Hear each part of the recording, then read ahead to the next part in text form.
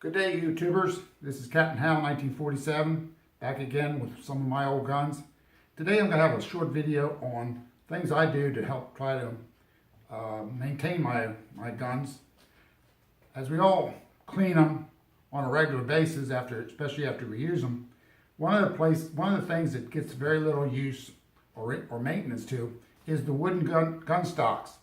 On these older weapons, especially if they're 67 or 80 years old, this old wood is starting to dry out. And what I like to do is put back something that'll help put some oils back into the gun stock, but not gun oil.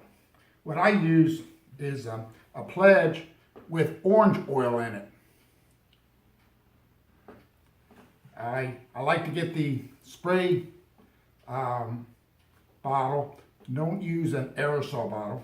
And what I'll do is I'll put a little bit of oil on there, and with a cotton cloth, I will wipe down the stock all the way up and down the weapon, and just put a little bit on there. You'll find that as you do this, it'll usually have a little bit of a shine on it. Don't let that bother you if that's not the way you like your weapons, because in about a day or so, this oil will disappear, will be soaked into the gun stock.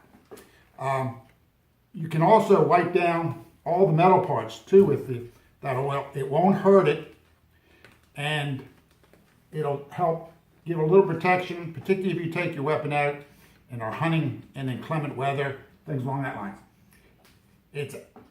When you use an oily rag, which a lot of people do, especially on their metal barrels, receivers, things along that lines, you can also wipe it onto the stock. And that oil is not really good for the stock. It'll turn the stock dark at some point and stuff like that.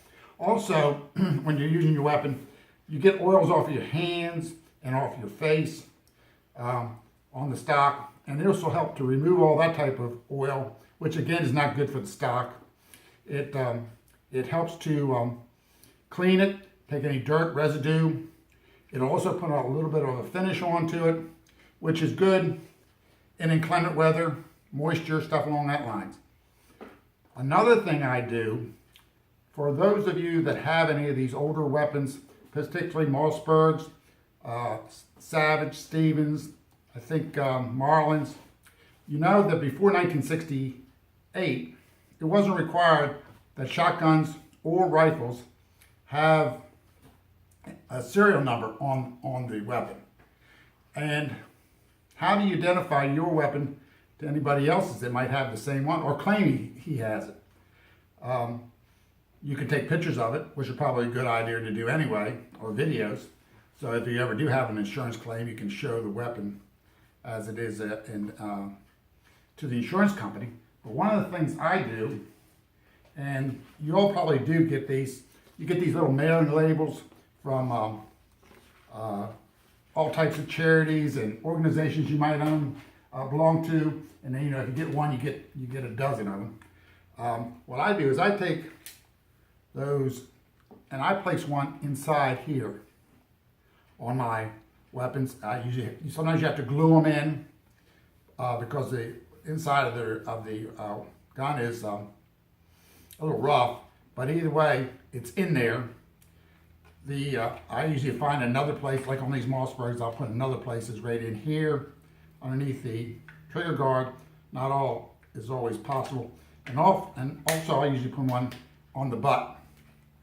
So there's 3 places on here. So if this weapon was ever to be stolen, there would be a way that I could identify it as being mine.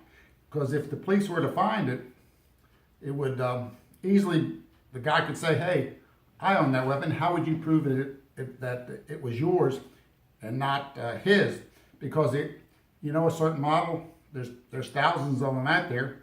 And most of these weapons that are like this,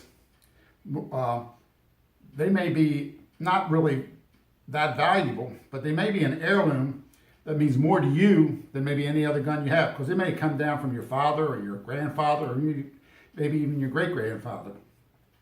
And hopefully you're planning on maybe passing it on down to your children, grandchildren, etc. So it'd be kind of a neat thing too that they can, you know, your great grandson maybe 90 years from now can pull this thing off and say, there's my grandfather's name and where he lived at that time. And he got this gun from his great grandfather. So it'd be kind of a cool way of showing the ownership over the years, particularly if it's one of those guns that you keep in the family and plan to hand down from one person to another. Also, once you've done that, you can also remove these later on quite easily if you decide you want to sell the gun, and thereby take off the address label. So these are just a couple things I do. Just some ideas that you might want to consider in maintaining any of these old guns that you have, and I think it'll help you in the long run.